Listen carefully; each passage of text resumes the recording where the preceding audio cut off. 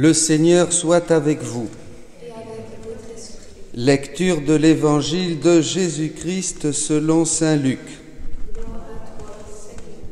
En ce temps-là, Jésus disait à ses disciples, en parabole, un aveugle peut-il guider un autre aveugle? Ne vont-ils pas tomber tous les deux dans un trou? Le disciple n'est pas au-dessus du maître, mais une fois bien formé, chacun sera comme son maître. Qu'as-tu à regarder la paille dans l'œil de ton frère, alors que la poutre qui est dans ton œil, à toi, tu ne la remarques pas? Comment peux-tu dire à ton frère, « Frère, laisse-moi enlever la paille qui est dans ton œil, alors que toi-même ne vois pas la poutre qui est dans le tien. » Hypocrite, enlève d'abord la poutre de ton œil, alors tu verras plus clair pour enlever la paille qui est dans l'œil de ton frère. Acclamons la parole de Dieu. Gloire à toi, Seigneur Jésus.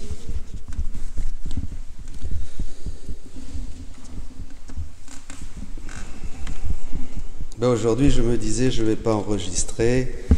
Un break, je me repose. En plus, les pauvres sœurs et tout le monde doit supporter voilà, tous les jours. Et je me suis fait tirer l'oreille. D'abord, quand j'ai lu l'Évangile, je ne connaissais même pas la première lecture. Quand j'ai lu l'Évangile, le Seigneur dit, mais tu vas te taire. Ben, je ne sais pas, je voulais me reposer aujourd'hui. Tous les jours. Et alors, donc, voilà. Évidemment, il y a quelque chose à dire. Les trésors de Dieu sont infinis. Donc, quand on se tait, on fait louper aux autres des trésors qui vont les faire entrer dans la vie éternelle. Alors, évidemment, c'est vraiment un manque de charité. Mais enfin, bon, humainement parlant, chacun voit midi à sa porte et quelquefois, on a envie de se la couler douce. Vous voyez, c'est comme ça. Et alors, quand j'ai lu l'Évangile, malheur à moi si je n'annonce pas, alors là, c'était plus que tirer les oreilles, c'était un coup de pied dans le derrière. Enfin, bref. Donc, je parle parce que je crois. Alors, on va laisser la deuxième partie de l'Évangile, la poutre dans l'œil, et on va aller à l'autre. À la première partie, la poutre dans l'œil, voilà, évidemment, on est tellement centré sur nous-mêmes, enfermé dans le labyrinthe de notre volonté propre, que, évidemment, on ne peut que juger les autres, à partir de nous-mêmes, évidemment, de ce qui est en nous, parce que je vois dans l'autre ce qui est en moi, et que je ne vois pas moi, justement, c'est ça le problème. Alors voilà, mais on va aller surtout à la première partie, parce que là, c'est trop grand, ce que Jésus nous dit, voyez. Il veut que nous soyons des disciples. Comme les disciples de l'Évangile, les premiers, il veut que nous soyons aujourd'hui des disciples du royaume de Dieu, du royaume de sa volonté, bien sûr, il le dit, il veut que les prêtres, les laïcs, tout le monde s'y mette. Je veux que tu acquières, que mon élève acquiert non pas seulement la science de ma volonté, mais qu'elle devienne enseignante pour la faire connaître aux autres. Non seulement cela, je veux qu'elle acquiert mes biens, mes joies, mon bonheur. Donc sois attentive et fidèle à mes enseignements, ne t'éloigne jamais de ma volonté, dit Jésus, volume 16. Bon, d'accord. Et alors pourquoi? Et c'est là qu'on ne comprend pas. Pourtant, c'est dans l'Évangile, Jésus dit clairement que la connaissance nous conduit, la connaissance de son cœur, de son amour, de ses attributs, de Dieu, c'est déjà la vie éternelle. La vie éternelle, c'est qu'ils te connaissent, toi, Père, et celui que tu as envoyé, Jésus-Christ. Chapitre 17 de Saint Jean, verset 3. Donc, c'est très, très important. Pourquoi? Parce que Jésus explique à Louisa que la connaissance d'une de ces vérités nous ouvre, vous comprenez, nous ouvre à une autre connaissance, nous ouvre une porte d'accès à ce bien. Et plus il y a de connaissances sur sa volonté, plus il y a de portes et de biens qui s'ouvrent et de lumière et de grâce qui sont en nous et qui sont des participations divines. C'est pas « oh, c'est chouette, ouais, c'est intéressant ». C'est pas ça. C'est que chaque connaissance du livre du ciel nous introduit à une participation divine. Et on va voir comment. Voilà. Donc il dit, sois attentif dans l'apprentissage de ma volonté, de sorte que je puisse t'ouvrir plus de portes de connaissances et que tu puisses entrer davantage dans des possessions divines. Vous comprenez ça? C'est fou. C'est pas... Et c'était comme ça dans l'Évangile, c'est pareil. Pour ça qu'on médite la parole et qu'on fait lectio. C'est pareil. Mais là, évidemment, ce n'est plus des consonnes et des voyelles, comme dit Jésus, les bases. Là, c'est des enseignements très célestes. Ma doctrine est la plus pure. Elle est comme la plus pure que le cristal. Elle source de la source même de ma divinité, dit Jésus. La plus pure.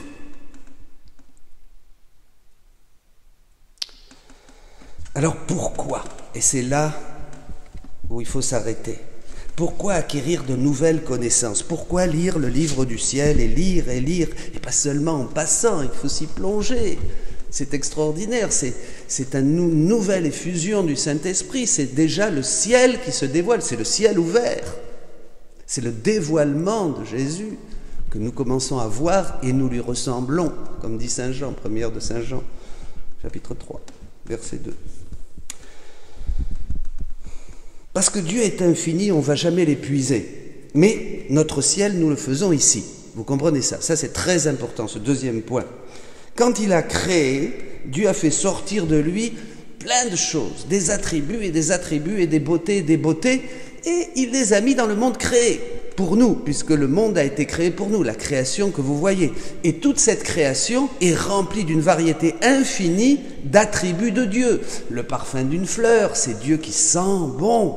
La chaleur du soleil, c'est Dieu qui est chaud. Le chant de l'oiseau, c'est Dieu qui est mélodieux. Vous voyez, tous les attributs. Bon, Saint Paul le dit dans la lettre aux Romains, que Dieu a laissé des vestiges de tout ce qu'il est dans les choses créées, mais évidemment, nous, on voit rien.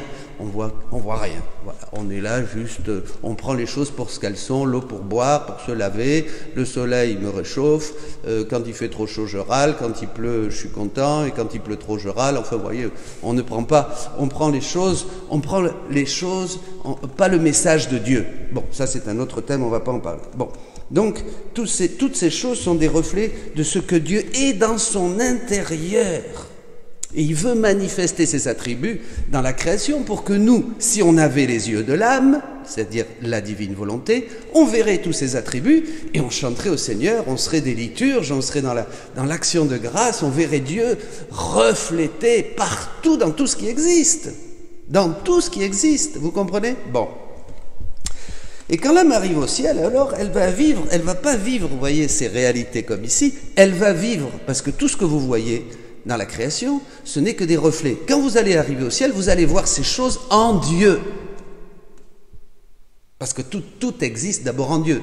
Bon, un exemple simple, la saveur d'une orange, la saveur existe d'abord en Dieu et Dieu l'a sortie et l'a créé l'orange. La couleur orange existe d'abord en Dieu et Dieu l'a sortie en créant l'orange et ça a fait une orange orange. Vous voyez ce que je veux dire? Tout existe d'abord en Dieu. Il ne faut pas croire que les choses sont arrivées comme ça, par enchantement, par un coup de... Bon, voilà.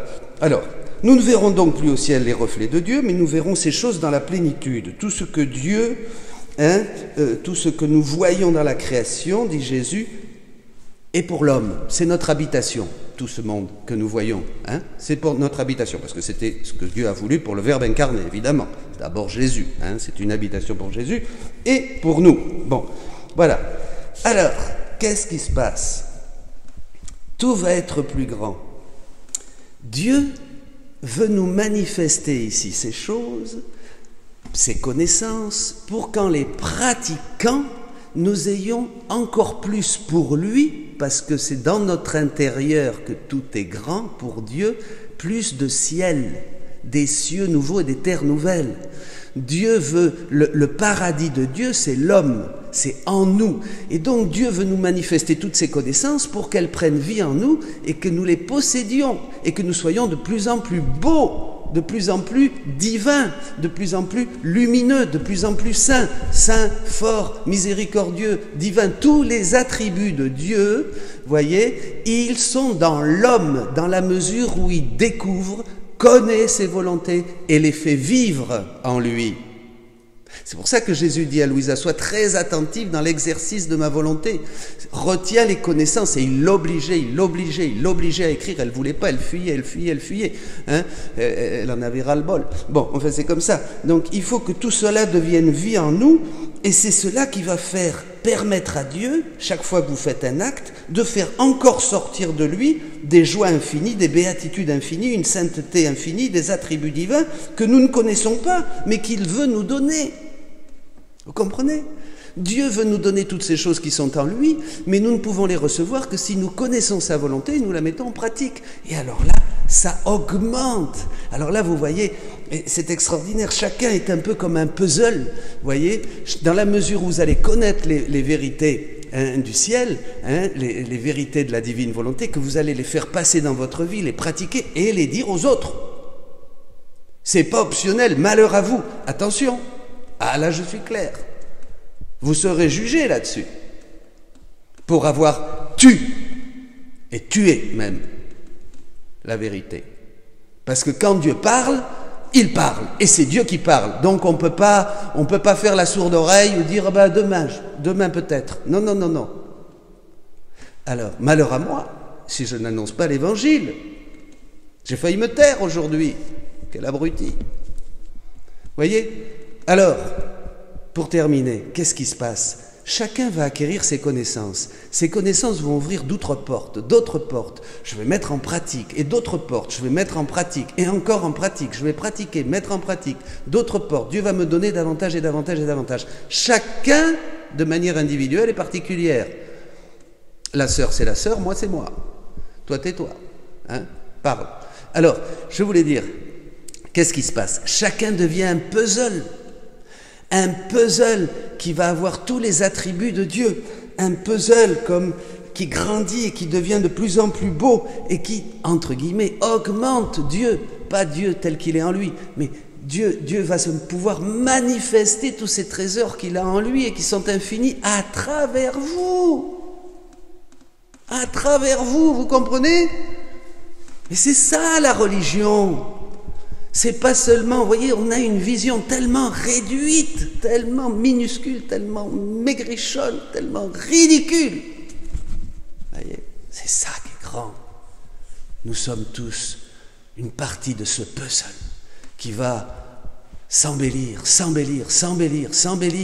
Voyez, et c'est ça la manifestation du royaume de Dieu. C'est ce qu'attend toute la création dans les douleurs de l'enfantement, la révélation des fils de Dieu, des fils bien-aimés de Dieu, des enfants de sa divine volonté. Soyez bénis.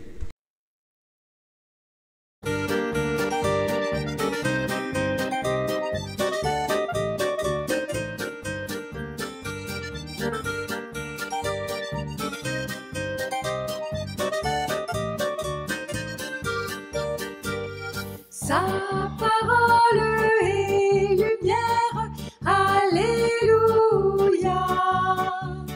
Sa parole est sagesse, alléluia.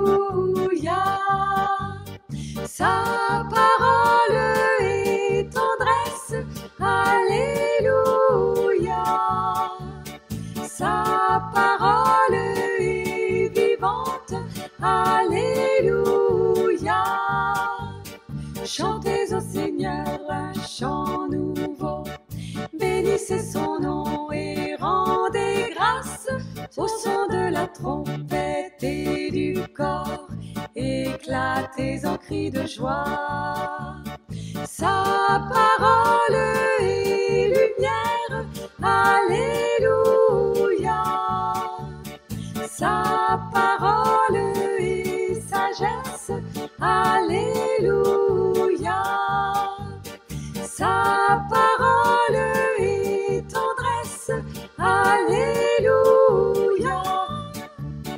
Sa parole est vivante, alléluia. Tu étends la main et tu me sauves, Seigneur éternel, et ton amour